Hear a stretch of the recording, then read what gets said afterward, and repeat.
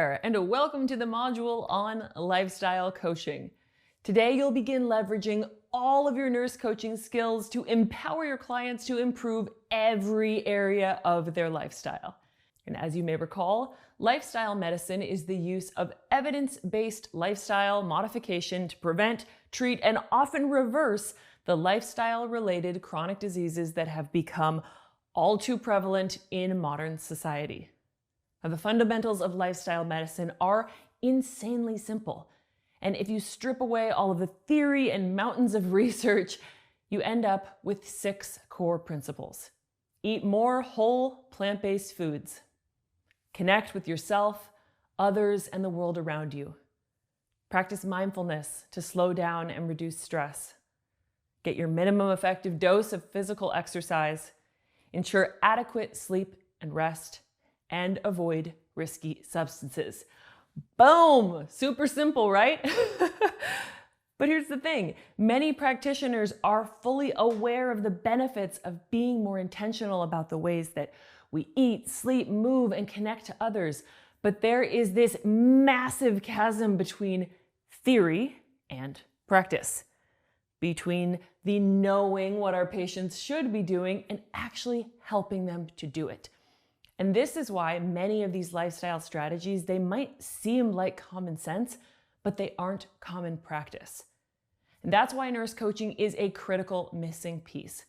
So in this lesson, we'll cover how to successfully implement the transformative healing power of lifestyle medicine into your nurse coaching practice, while ensuring that you maintain a client-led, fully empowered approach. You ready? All right. First, I want to start out by telling you why lifestyle medicine is so meaningful to me. A few years back, I remember getting one of those phone calls that make your stomach drop. My mom had just had a heart attack, a 99% occluded circumflex coronary artery.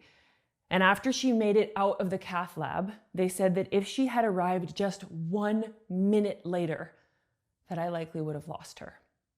And so I left work, I hopped on that first flight to California, and I stayed by her side in the hospital day and night while she recovered.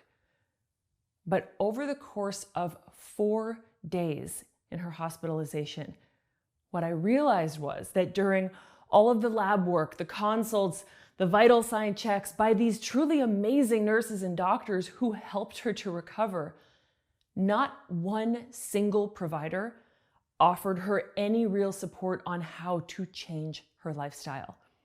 Even though in that moment she was desperate to know how she ended up this way, desperate to make sure that this never happened to her again. But even still, she got zero guidance about eating better or moving more or decreasing her stress. No coaching, none. No one sat down with her to actually connect and process what she'd been through, physically, emotionally, spiritually. All she got were a handful of meds, some patient education on her after-visit summary, and the very kind words reminding us how incredibly lucky she was. Now, in the weeks and the months ahead when she returned home, she struggled. And it wasn't only because she was recovering physically, but it was because she felt so defeated by her experience in the hospital. And I stayed with her for those few weeks, and I remember searching desperately all across the internet for cardiac rehabs, holistic health and wellness clinics, coaching, nutrition counseling. But it seemed like every resource I could find was a specialist who focused on just one small area of wellness. And she needed more than that. She needed to address all areas of her well-being, both as individual components, but also as a fully integrated being of mind, body, spirit, emotions, and environment. And that is the moment when I realized that the professional we were looking for was a nurse coach. It could only be a nurse coach. And so that is why lifestyle medicine matters so much to me. And because diseases of lifestyle are so prevalent in our society, I bet that you have your own personal story of why this work matters so much to you. So as we move forward, I invite you to connect with that, to your reason, to your why, as we revisit the power of lifestyle coaching. Lifestyle coaching is based on the evidence that our day-to-day choices have more of an impact on our health and well-being than anything else. More than genetics or upbringing, it's our daily choices that matter most. You want proof? Well, let's take a look at the stats. In modernized countries, 70% of all primary healthcare visits are for lifestyle-based and therefore preventable diseases. 80% of chronic disease, which affects more than 200 million Americans, are caused by lifestyle and environmental factors. Chronic diseases account for 90% of our nation's multi-trillion-dollar annual expenditure. But while 7 out of 10 deaths in the US are related to preventable disease, less than 3% of our healthcare dollars go towards the prevention side of things. Today, lifestyle intervention is known to be more effective in reducing cardiovascular disease, hypertension, heart failure, stroke, cancer, and diabetes more than any other medical intervention. So that is why lifestyle design is always going to be the very first thing that every single provider addresses with their patients, right? Unfortunately, we all know that that's not the norm. In the conventional model, less than half of obese patients are advised to lose weight during regular checkups. Less than 1/3 of smokers are provided with resources to help them quit. And less than 1/3 of adults saw a provider in the past year who advised them to exercise. Lifestyle is, unfortunately, one of the last things that providers address or encourage their patients to change. And as nurses, we're no strangers to this. Patients are more quickly offered a stent placement or another pill, rather than being coached to take personal responsibility to change their own lifestyle. The entire model is backwards, and as a result, everybody is suffering. So, we nurse coaches do things differently. And here's your daily dose of hope. If we were to implement the principles of lifestyle medicine into practice at a global level, we could prevent, treat, and reverse up to 80% of all chronic diseases. All the top killers, like heart disease, hypertension, type 2 diabetes, stroke, autoimmune issues, kidney disease, hyperlipidemia, and more than 1/3 of cancers. Being overweight and obese, mild to moderate mental health issues like anxiety, depression, stress, and loneliness, with a universal adoption of the principles of lifestyle medicine, billions of people could live healthier, longer, and happier lives. Now, every time I think about the scale of preventable and reversible suffering taking place in our world, it reminds me of why I do this work and why it's so important for us nurse coaches to come together as a collective. Because when there are enough of us out there doing the work, then together we can eradicate chronic preventable suffering. We can transform healthcare one nurse, one client, and one conversation at a time. So are you with me? Yes, see, this is the awe-inspiring power of lifestyle medicine. I absolutely love this stuff, and I hope that you do too. So next, let's take a look at the key differences between lifestyle medicine and conventional medicine. Now, in order to understand why lifestyle medicine is so unique, let's get a side-by-side comparison of how it differs from conventional Western medicine. So let's pull up this chart and look at the difference between conventional medicine and lifestyle medicine. Conventional treats symptoms. The patient is a passive recipient of care, and the patient is not encouraged to change their lifestyle. In lifestyle medicine, we treat causes and modifiable risk factors. The patient is an empowered, active partner in their care, and the patient is coached and supported to change. In conventional medicine, we take a quick fix approach to symptom management. The responsibility falls on the clinician to be the expert, and medication is often the first-line treatment. With lifestyle medicine, we focus on long-term sustainable wellness. The responsibility falls on the patient. And lifestyle is first line, while medication is an adjunct. Conventional medicine focuses on diagnosing and prescribing and disease management, while lifestyle medicine allows us to motivate, educate, and coach, while we focus on prevention and reversal. It's a pretty stark difference, isn't it? Lifestyle medicine fits perfectly with nurse coaching because it supports patient-centered care and aims to create more knowledgeable and motivated clients who can competently manage their own health. Now, you might also hear us refer to lifestyle design. And as a personal preference, when discussing lifestyle medicine with our clients, we often refer to it as lifestyle design. And this is because medicine is generally thought of as something that we take because it was prescribed to us, or something that's done to and for you. Lifestyle design, on the other hand, demonstrates the idea that you can design a lifestyle based on your choices to create sustainable change from the inside out. So lifestyle design versus lifestyle medicine. It's a personal vocabulary preference, and you're welcome to borrow the language that resonates with you. Next, let's look at how we can put all of this into practice as nurse coaches by reviewing the guidelines for effective lifestyle coaching.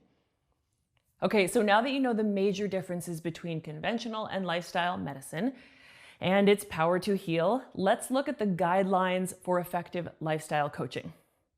Now, as nurses, we are awesome at taking tons and tons of theory and putting it into action to help our patients.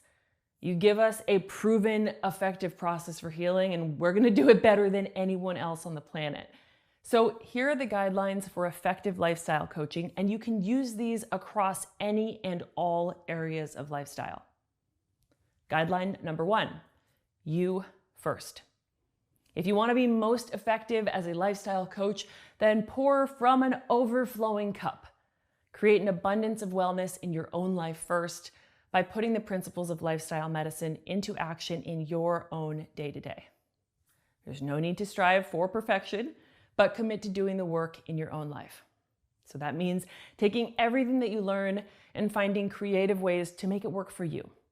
Always trusting your own intuition and checking in with your own body and needs. Invariably, there are always going to be areas of your own lifestyle that you're still seeking to improve. Me too, same with every single person on this earth. Remember that you can still be of service to others while you're walking your own talk. Your personal healing journey makes you accessible, relatable, and human. Guideline number 2, coach first. There are millions of ways to implement lifestyle changes, so you can release all attachment to there being a singular right way to do things. As always, avoid telling your clients what to do. So be a nurse coach first, remembering that change is most effective when it's client-led and when they choose actions that work best for them. You co-create empowerment by leading with inquiry, listening deeply, holding space, and reflecting. Believe in your client like no one has ever done before. The bigger the change, the more vulnerable it feels, and the more important it is for you to express empathy, acceptance, and non-judgment. Even if you don't agree with your client's lifestyle choices, actually, especially if you don't agree with your client's choices, hold space. Your client is exactly where they are supposed to be in this moment, and their inner knowing is incredibly wise. Guideline 3, seek permission before providing education and resources.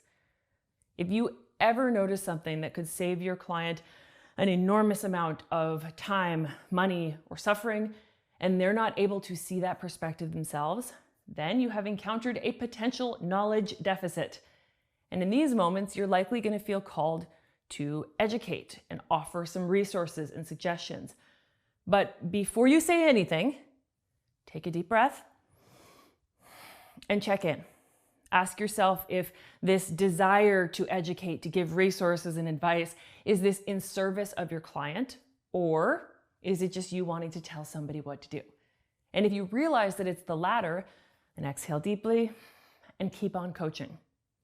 But if you realize that your knowledge and your expertise could truly serve your client in this moment, and simply make sure you seek permission. And you could say something like, I'm realizing that a piece of lifestyle information could be really beneficial for you here. Would it be okay if I share that? And then you can decide what might work for you. You've come up with some awesome ideas so far, so we'll start there. And then I'd love to share a few evidence-based resources that I think could really support your success. So is it okay if I pop my educator hat on for a few minutes here? Make it clear when you put that educator hat on, and then take it off as quickly as possible. You share knowledge not to point your clients in one singular direction, but instead to expand their understanding of what's possible. Guideline number 4, provide resources, not advice. Advice is telling someone what they should be doing. Resources share what they could be doing. And most of the time, when you tell people what to do, it creates resistance, or it creates extrinsic motivation that rarely lasts longer than a week or two. So consider this scenario and see what you notice. My IBS has been acting up and it's so uncomfortable. I think it might be related to the foods I'm eating, but I don't really know much about that. I'm sorry you've been so uncomfortable. And I do agree that this flare-up could definitely be related to what you're eating. Personally, I think you should avoid eating all junk food because it can be very inflammatory. What do you mean by inflammatory? Yeah, junk foods are common IBS triggers, so you need to avoid those altogether. What's happening in this scenario is that the nurse coach noticed a knowledge deficit that could save their client time and suffering. The client was not aware that processed foods negatively impact gut health. So it's logical to want to provide education and resources. But instead of simply telling your client what they should be doing or what they need to do, let's consider a better approach. My IBS has been acting up and it's so uncomfortable. I think it might be related to the foods I'm eating, but I don't really know too much about that. Thanks for sharing that with me. You know, it's a great idea to consider the foods you're eating. Do you have any idea about which foods might be triggering this for you? I really have no idea. I don't know that much about this. I haven't really thought much about it, but it kind of just popped in my head. Yeah, that's okay. And we can figure this out together. And as a nurse coach, I also have a few resources which I'd be happy to share with you. Is it okay if I put my educator hat on for a moment and share with you some common connections between food choices and IBS? Please. Okay. So one of the major things to consider is that processed foods can be very inflammatory for the gut. So think things like chips, cookies, soda, and greasy foods. Those can all be common triggers for IBS. Does any of that resonate with you? Now, in this second scenario, instead of giving advice, the nurse coach asked for permission to provide information about the impact of processed foods and gut health. Remember, resources provide options. They create possibilities, and they demonstrate what your clients could choose to do differently. As soon as your client has a grasp on the new knowledge and its potential to create wellness in their life, then you can check in. You can ask them if what you shared was useful and meaningful to them.